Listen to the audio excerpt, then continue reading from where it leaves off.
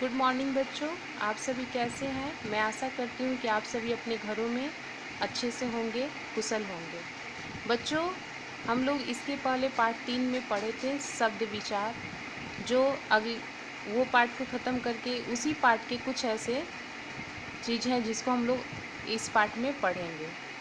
जैसे यहाँ दिया है विदेशी शब्द, भाषा, और यहाँ शब्द दिया है। कुछ ऐसे शब्द हैं जो विदेशी हैं, जो हम लोग अपने डेली यूज़ में उस भाषा को बोलते हैं, उस शब्द को बोलते हैं। जैसे यहाँ अंग्रेजी दिया है मीटर, डॉक्टर, पेन, सिनेमा, बस, रेल, कंपनी, डायरी, मशीन, जज, fees, court, dish, pocket, post card, football, cricket, school, motor, rickshaw, police, cycle, gas, toffee, minute आदि। ये जितने भी शब्द हैं ये सभी विदेशी शब्द हैं। दूसरा है अरबी व फारसी। जैसे है कालीन, हाजिर, नकल, कैदी, कदम, अक्ल, खत, कलम, अमीर, दाग, चश्मा, इरादा, आईना, औलाद, जहाज, ईमान, आदमी, उस्ताद, गरीब, मतलब, आसमान, शादी, बेगम आदि। ये सभी शब्द जो हैं वो बच्चों अरबी और फारसी भाषा में बोली जाती है। तुर्की और पुर्तगाली, जैसे कैंची, साबुन, लाश, कमीज, तोप, चाबी, चाकू, फीता, कारतूस, गमला, तिजोरी, बिगुल, बाल्टी, गलीचा, खंजर, तौलिया, कमरा, गोदाम, कन अस्तर आदि। ये सभी शब्द जो हैं वो तुर्की और पुर्तगाली भाषा में भाषा के शब्द हैं, जो हम लोग अपने भाषा में इसको बोलते हैं।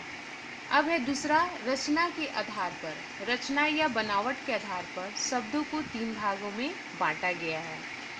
पहला है रूढ़ शब्द, दूसरा है यौगिक शब्द, तीसरा है योग रूढ़ शब्द। पहला रूढ़ शब्द जो है, जो शब्द अपने आप में पूरे हैं तथा किसी दूसरे शब्द के मिलने से नहीं बनते, वे रूढ़ शब्द कहलाते हैं। रूढ़ शब्दों के सार्थक खंड नहीं किए जा सकते। रूढ़ शब्द जो होता है उसका सार्थक खंड हम लोग नहीं करते हैं। जैसे चीता, पक्षी, पुस्तक, आँख आदि। ये जितने भी शब्द हैं उसको हम लोग खंड यानी कि इसको अलग नहीं कर सकते हैं। दूसरा है यौगिक शब्द। जो शब्द 2 या अधिक शब्दों के मेल से बनते हैं उन्हें यौगिक शब्द कहते हैं। योग का अर्थ है जुड़ना, अर्थात वे शब्द रूढ़ शब्द में अन्य शब्द या शब्दांश लगाकर बनते हैं। यौगिक शब्दों के खंड या टुकड़े किए जा सकते हैं। जैसे यज्ञशाला, यज्ञ शब्द जो है जोड़ शाला, यह प्रत्यय है। नमकीन, नमक शब्द है और इन यह प्रत्यय है। कुरु, कु उपसर्ग है और जोड़ रूप, ये शब्द है। योग रूढ़ शब्द कुछ यौगिक शब्द होते हैं जो अपने शाब्दिक अर्थ के अलावा किसी व्यक्ति या वस्तु विशेष के लिए ही प्रसिद्ध हो जाते हैं। जैसे पीताम्बर, जलज, नीलकंठ आदि।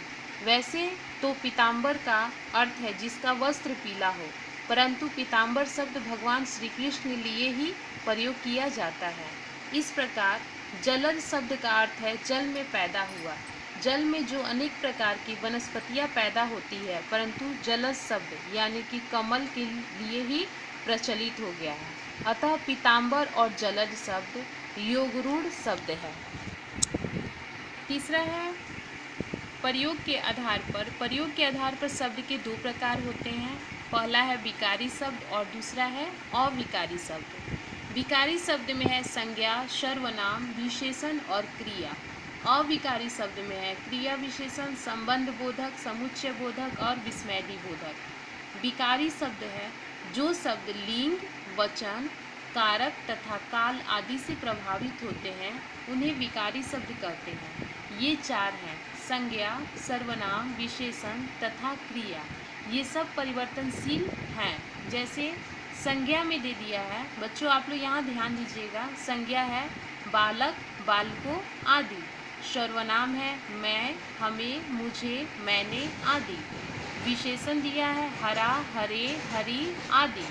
क्रिया दिया है आ, आया, आना, आए आदि। अब नेक्स्ट है अविकारी शब्द, जो शब्द लिंग, वचन, काल आदि से प्रभावित नहीं होते तथा हर लिंग, वचन और काल में एक रूप में ही बने रहते हैं, उन्हें अविकारी शब्द कहते हैं। ये भी 4 हैं, इनमें कोई परिवर्तन नहीं होता। जैसे क्रिया विशेषण धीरे, जल्दी, ऊपर आदि, संबंध बोधक के ऊपर, के आगे आदि, समुच्चय बोधक या, और, क्योंकि आदि, विस्मय बोधक अरे, वाह, हाय आदि। अर्थ के आधार पर शब्दों को निम्नलिखित भागों में बांटा गया है। पहला है एकार्थी शब्द, दूसरा है अनेकार्थी शब्द, तीसरा है समानार्थी शब्द या पारिवाची शब्द, चौथा है विपरार्थक शब्द या विलोम शब्द। पहला है एकार्थी शब्द। एकार्थी शब्द का अर्थ है एक अर्थ वाला। जिन शब्दों का एक ही अर्थ होता है वे एकार्थी शब्द कहलाते हैं। जैसे फल का कोई अर्थ नहीं होता है, पहाड़, पुस्तक, मेज, बचपन आदि। अनेकार्थी शब्द, जिन शब्दों में अर्थ एक से अधिक होते हैं वे अनेकार्थी शब्द कहलाते हैं। जैसे आम एक फल और सामान्य, कल मशीन आने वाला कल, तीर किनारा वाण, कनक सोना गेहूँ। पारिवाची शब्द, जिन शब्दों के अर्थ एक समान होते हैं वे पारिवाची शब्द कहलाते हैं। इन्हें समानार्थक शब्द भी कहते हैं। जैसे घर को हम लोग गृह कहते हैं, सदन और आलय। जल का नीर, पानी, वारी। कपड़ा का अर्थ होता है वस्त्र, चीर, अंबर। पृथ्वी, भू, धरा, भूमि। चौथा है विपरार्थक शब्द, इसको उल्टा विलोम शब्द भी कहते हैं। जिन शब्दों के अर्थ एक दूसरे के विपरीत या उल्टे अर्थ वाले होते हैं ऐसे शब्द विपरार्थक या विलोम शब्द कहलाते हैं। जैसे ऊपर नीचे, दिन रात, लाभ हानि, आय व्यय, जय पराजय, प्राचीन और नवीन। युग्म शब्द, हिंदी भाषा में कुछ शब्द जोड़े में प्रयोग किए जाते हैं उन्हें युग्म शब्द कहते हैं। जैसे सब अपने अपने घर जा, यहाँ पे अपने अपने ये दोनों शब्द एक है लेकिन दोनों एक दूसरे से जुड़े हुए हैं।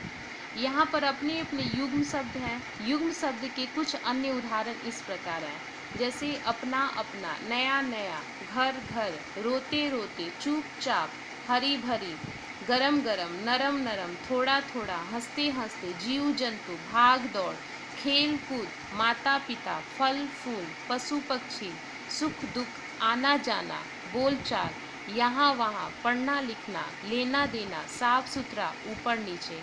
बच्चों आज के लिए ये पाठ मैं समाप्त करती हूँ। इसको आप लोग फिर से खुद से पढ़िएगा और इसको समझिएगा। इस पाठ को मैं समाप्त करती हूँ और इसके प्रश्न का उत्तर मैं आप लोगों को बनवाऊँगी और होमवर्क में दूँगी। आज के लिए मैं पाठ समाप्त करती हूँ। धन्यवाद।